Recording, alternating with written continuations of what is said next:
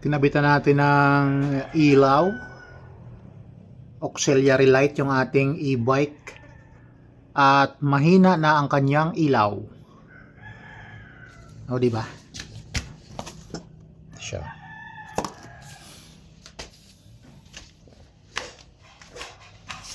Nadayan ang kanyang switch sa ilalim.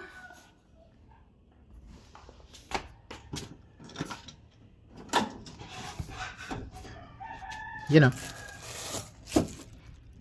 12 volts. Naglagay tayo ng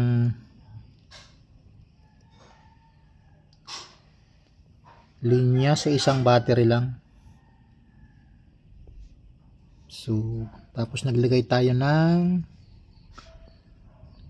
tawag dyan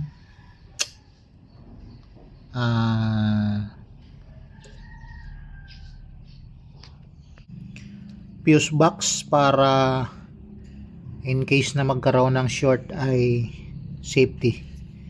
Alright, pinadaan natin sa ilalim at nandiyan sa ilalim